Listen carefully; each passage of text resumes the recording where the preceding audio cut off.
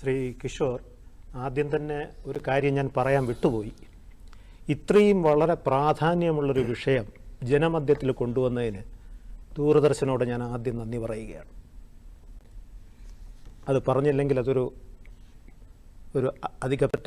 ഒരു തെറ്റായി പോവും എന്ന് എനിക്ക് തോന്നിയതുകൊണ്ടാണ് ഞാനത് പറയുന്നത്. ഇവിടെ ഭൂമി കണ്ടെത്താൻ തിരുവനന്തപുരത്ത് വലിയ പ്രശ്നമൊന്നുമില്ല. വിഴിഞ്ഞം പ്രോജക്റ്റ് ഇരിക്കുന്നതിൻ്റെ 9 കിലോമീറ്റർ തെക്ക് മാറി പൂവാർ എന്ന് പറഞ്ഞൊരു സ്ഥലമുണ്ട്, എല്ലാവർക്കും അറിയാമല്ലോ. ആ പൂവാർ പല പ്രാവശ്യം സർവേ ആവശ്യങ്ങൾക്കായി പൂവാർ ആ ഭാഗത്ത് പോയി അവിടെ മുഴുവൻ നടന്ന് സർവേ ചെയ്തിട്ടുണ്ട്. അപ്പോൾ ആ സർവേ ചെയ്ത സമയത്ത് എത്രയോ ഏക്കർ ഭൂമി ഇങ്ങനെ ഈ എന്താ പറയുന്നത് നെയ്യാർ വന്ന് അറേബ്യൻ സമുദ്രത്തിൽ പതിക്കുന്ന തീരമാണ്. അവിടെ ഈ മണൽ കൊണ്ട് ഒരു ബാരൻ ലാൻഡായിട്ട് നമുക്ക് കാണാൻ കഴിഞ്ഞിട്ടുണ്ട്. ആ ഭൂമിയെല്ലാം നമുക്ക് യൂട്ടിലൈസ് ചെയ്യാം. പരിസ്ഥിതിക്ക് ഒരു കോട്ടവും സംഭവിക്കാതെ തന്നെ നമുക്ക് സ്ഥലം കണ്ടെത്താൻ കഴിയും, നമുക്കത് യൂട്ടിലൈസ് ചെയ്യാൻ കഴിയും. എന്താ വേണ്ടത്? അതിനുള്ളൊരു മനസ്സ് വേണം. ഇവിടെ ഇന്ന് ഉച്ചയ്ക്കാണ് ചേംബർ ഓഫ് കോമേഴ്സിൻ്റെ ആ വാർത്ത, ഇപ്പം chamber of commerce president Shri Raghuchandran sir നമ്മുടെ തൊട്ടടുത്തിരിപ്പുണ്ട്. ഉച്ചയ്ക്ക് വന്ന വാർത്തയാണ്. ഞാൻ ആ ഉച്ചയ്ക്ക് വന്ന വാർത്ത ആ സമയം തന്നെ എൻ്റെ ശ്രദ്ധയിൽപ്പെട്ടു.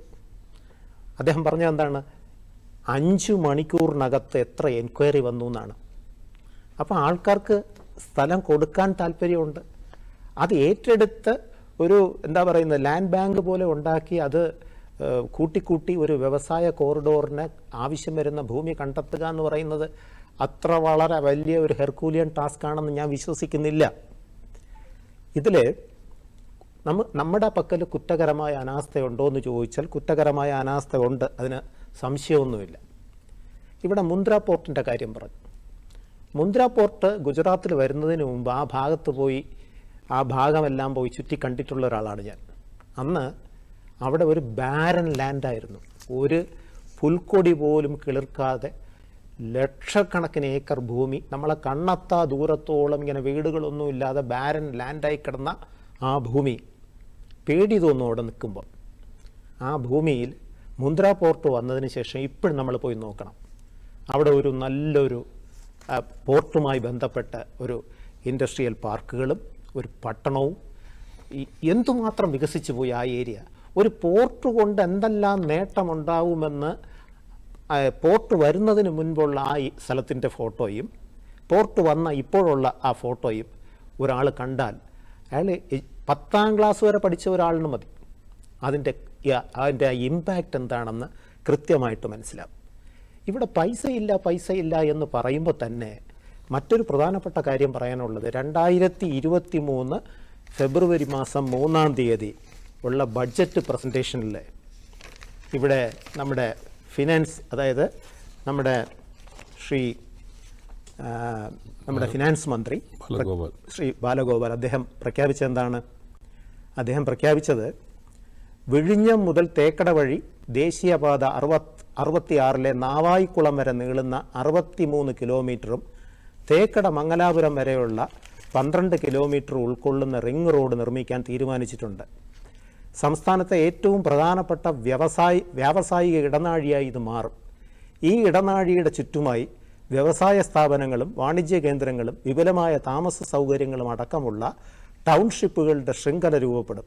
ഏകദേശം 5000 കോടി രൂപ ചിലവ് വരുന്ന ഈ വ്യാവസായിക ഇടനാഴിയുടെ ഭൂമി ഏറ്റെടുക്കൽ പ്രവർത്തനങ്ങൾക്കായി കിഫ്ബി വഴി 1000 കോടി രൂപ വകയിരുത്തുന്നു എന്നാണ് 2023 ഫെബ്രുവരി മാസം 3 ബഡ്ജറ്റ് പ്രസംഗമാണ്.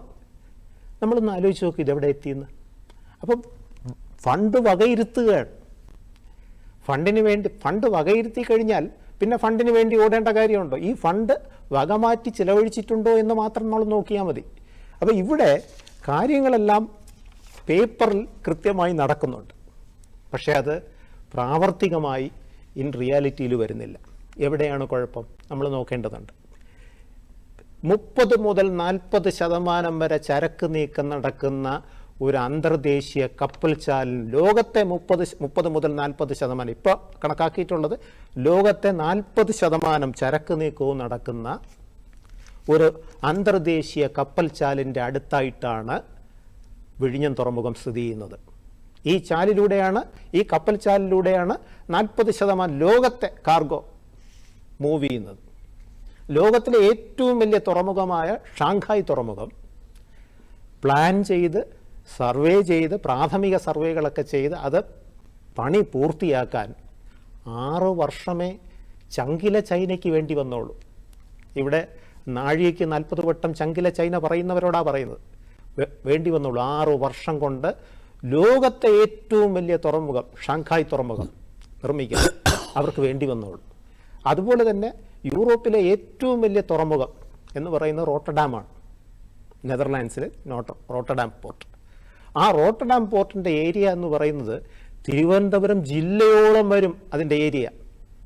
അതിൽ ആയിരക്കണക്കിനാണ് വ്യാവസായിക ഇൻഡസ്ട്രിയൽ കോറിഡോർസ് ഉള്ളത്, എന്ന് വെച്ചാൽ പാർക്കുകളുള്ളത്. എണ്ണി തിട്ടപ്പെടുത്താൻ കഴിയില്ല.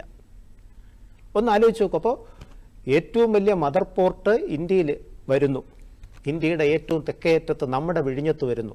അപ്പോൾ ഞാനൊക്കെ വിഭാവനം ചെയ്യുന്നതെന്ന് വെച്ചാൽ ഒരു ചെറിയ റോട്ടർഡാം മോഡലായിട്ട് തിരുവനന്തപുരം മാറിയേക്കാം. ഒരുപാട് പ്രതീക്ഷകളുണ്ടായിരുന്നു, ഒത്തിരി പ്രതീക്ഷകൾ. 1,00,000-ലധികം തൊഴിലവസരങ്ങൾ സൃഷ്ടിക്കപ്പെടുമെന്ന് ഇതിൻ്റെ പ്രാഥമിക റിപ്പോർട്ടുകൾ ഉണ്ടാക്കുന്ന കൂട്ടത്തിലുണ്ടായിരുന്ന ഞാനും കണക്കുകൂട്ടി. ഞങ്ങളൊക്കെ അതിലുണ്ടായിരുന്നു. ഡിപ്പാർട്ട്മെൻറ്റിലുണ്ടായിരുന്ന സമയത്ത് ഇതിൻ്റെ ഡീറ്റെയിൽഡ് പ്രോജക്റ്റ് റിപ്പോർട്ട് DPR ഉണ്ടാക്കുന്ന സമയത്ത് നമ്മളെല്ലാം മനസ്സിനകത്ത് കണക്കുകൂട്ടിയതാണ്.